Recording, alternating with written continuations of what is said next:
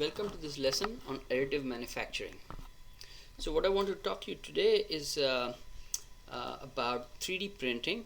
So I'll begin with describing what 3D printing is, give you examples of some common 3D printing technologies, talk to you about the importance of computer-aided design or CAD on 3D printing, and then give you the outline of the hands-on CAD activity that you will be doing. So let's begin with answering the question, what is 3D printing? The first thing you will find is that when you search for 3D printing, you will see that it can be called many different names. And one of the most important names is additive manufacturing. You will also see it referred to as rapid prototyping or layered manufacturing. And these three terms are going to become clear as we go through this video lecture. But what 3D printing really is that it begins with a model that you have in mind. This model is created as a computer file through software that is typically called computer-aided design software or CAD software, and it gives all the precise features of the model. For example, the size, the type of materials, the dimensions of the holes, and all the features and things like that. And this file is then sent to a computer that is attached to a 3D printer, and the outcome is basically a prototype of this computer model that you created. So 3D printing is basically a relatively new class of manufacturing which can quickly produce this physical prototype from your 3D computer model data. Okay? And the reason it's additive manufacturing is going to become clear in a moment when I explain to you the difference between traditional manufacturing and additive manufacturing. So let's begin with looking at two types of traditional manufacturing techniques. The first one is the subtractive technique. So what is a subtractive technique? Think about making a wood carving. So what do you do there? You typically start with a piece of wood and then you carve out the wood so that you retain behind the final shape that you want. Okay? And so that's called subtractive manufacturing. So you start with a block of the material that you want to make a useful part out of, and then you apply some machining tools. For example, it can be a CNC lathe machine or a woodworking machine, depending on the type of material you have, and finally you end up with the desired part. But now, because you are removing so much material from it to create your desired part, you actually end up creating a lot of waste. So this is subtractive manufacturing. The second type of traditional manufacturing is called formative manufacturing, and what it means is that you start with a process where you create a mold. So a mold, for example, the best mold you have access to probably in a house is an ice maker or an ice tray, in which you pour water and then you put it inside the freezer, and then you basically once it's frozen, you can get out the ice.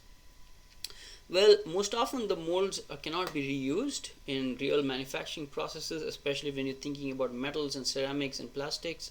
And so while you create complex shapes, you can create complex shapes with these molds, invariably you have to create new molds as well in order to create a large number of parts. So this is the formative process. Okay?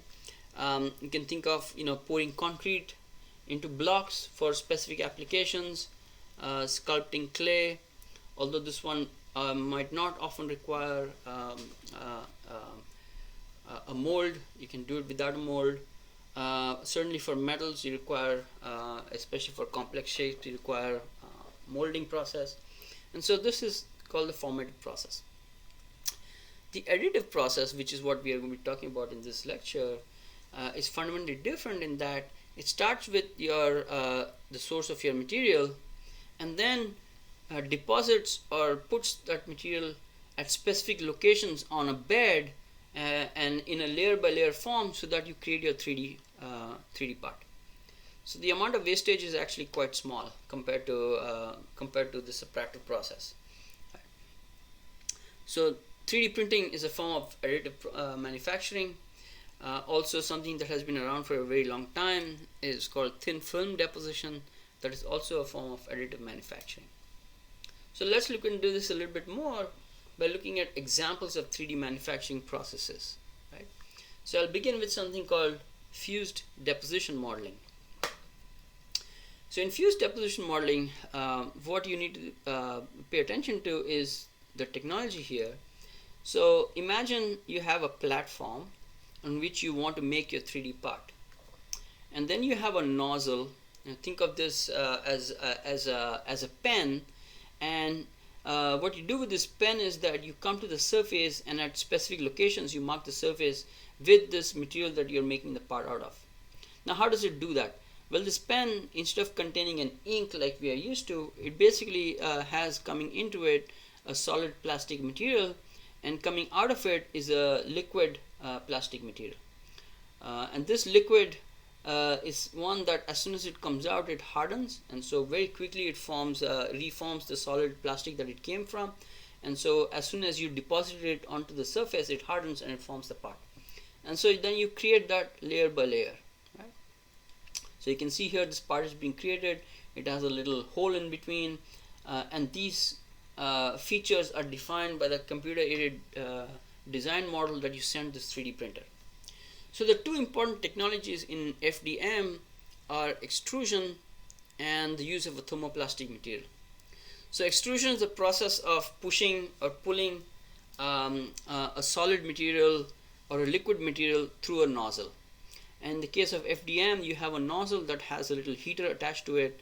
So you push in the solid thermoplastic, and out comes the liquid thermoplastic.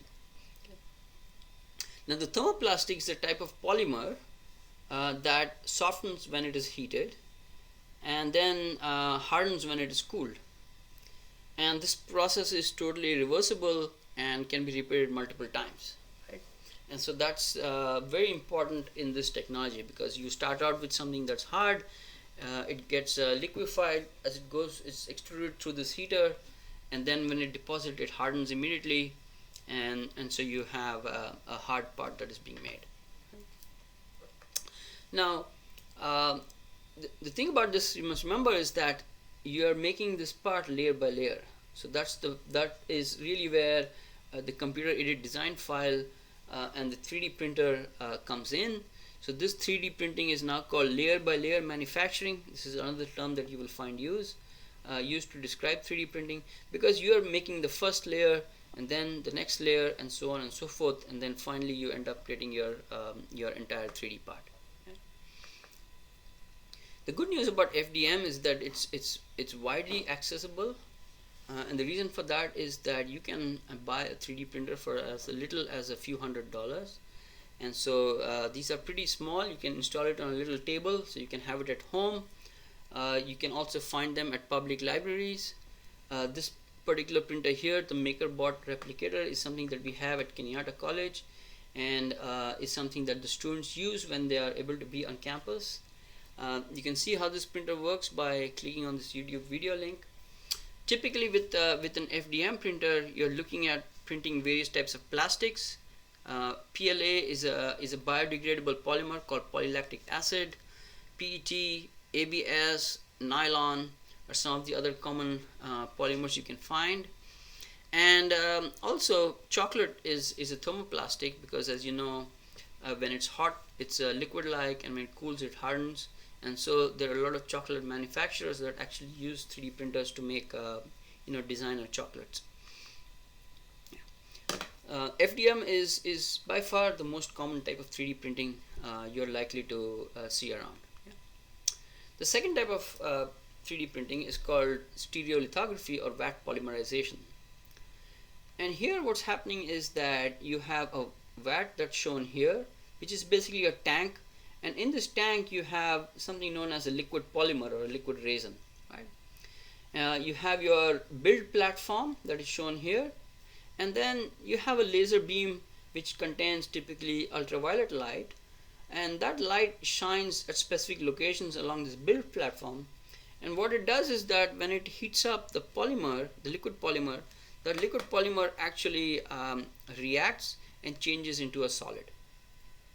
And so again you can build layer by layer just like we did for the FDM process, but now instead of using a thermoplastic polymer, you're using what is known as a liquid polymer, which is photoactive. And so the technology that is important here is the use of photopolymer or light activated polymer that changes from its liquid to a solid state when it's exposed to ultraviolet or visible light based on the type of polymer that you use. Okay, so this is an interesting but more expensive type of lithography process because it is only accessible to certain types of polymers, and so it's a more specialized type of 3D printing technique. Yeah.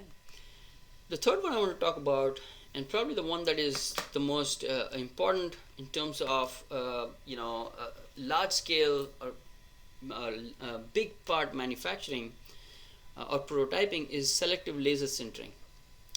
So in selective laser sintering, what's happening is that you start out with a platform that's shown here, and that platform contains basically a bed of powder particles. This powder may be a metal, a ceramic, or a polymer, and so you heat up the powder bed with a laser beam at specific locations, and you raise your platform.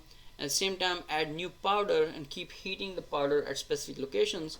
And so the end result is that you can create a part here where, for example, this thing shown right here is the part that is being created by locally heating the powder bed as it is being pulled down under this laser beam.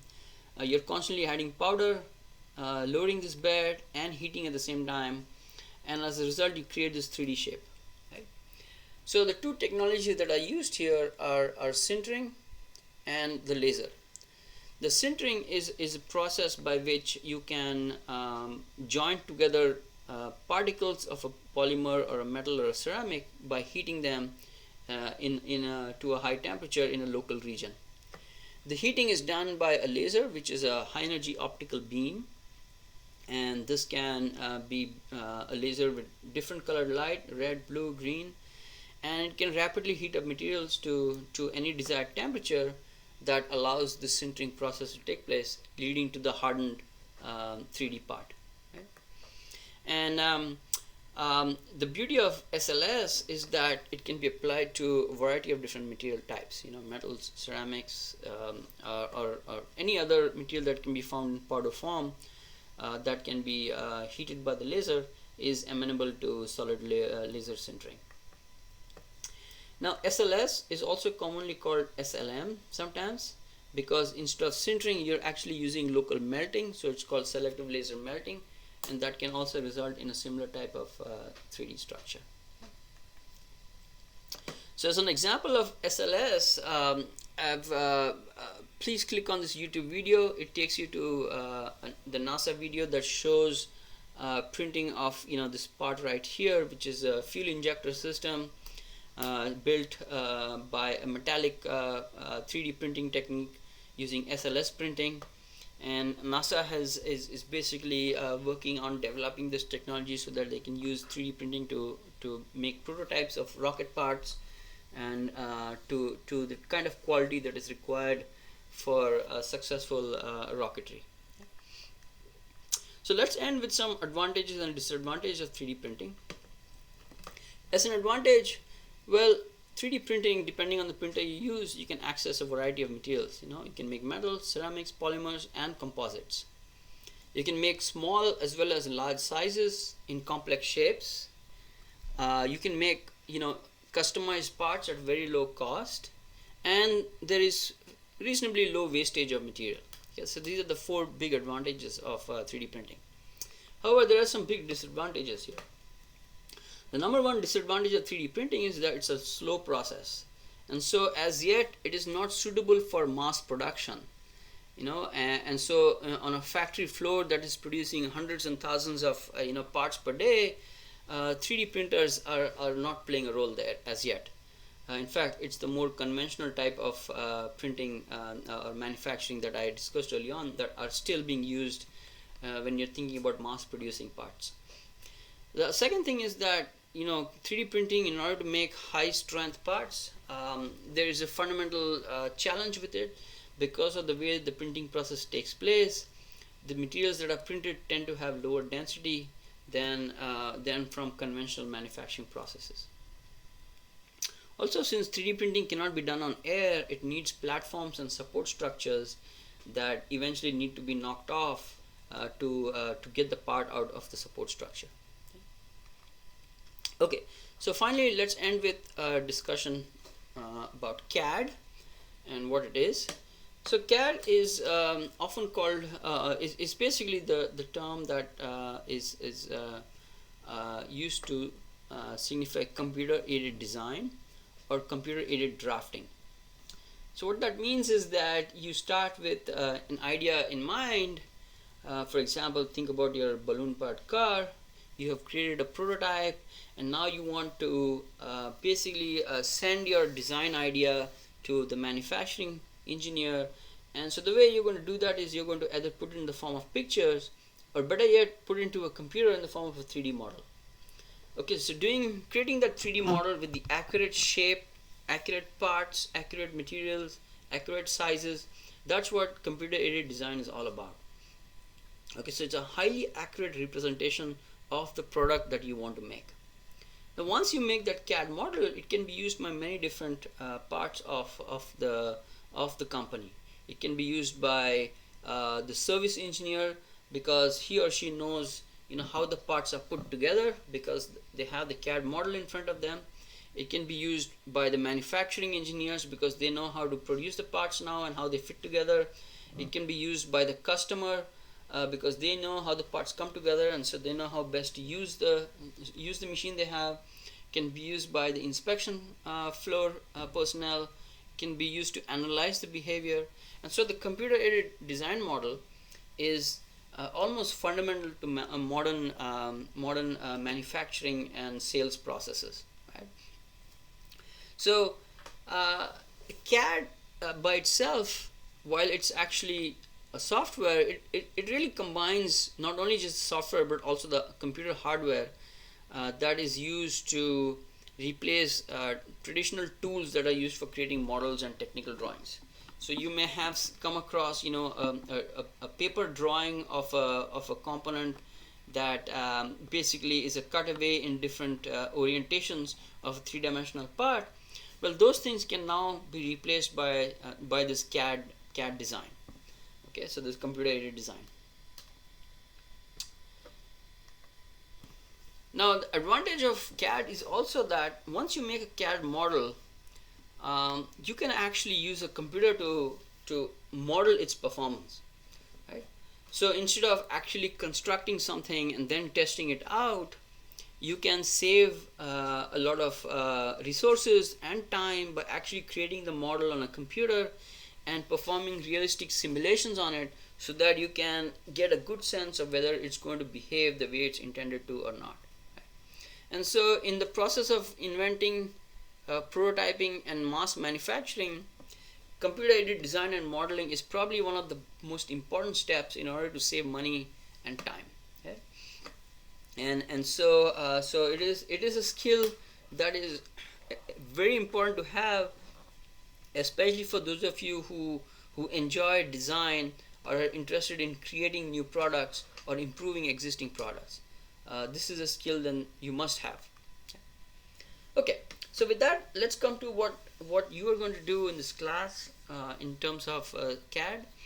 So the question is, let's say you're working for a company that wants to mass produce the balloon car that you experiment with and want to sell it as a toy so that young kids could experience the fun of this mechanical device, right?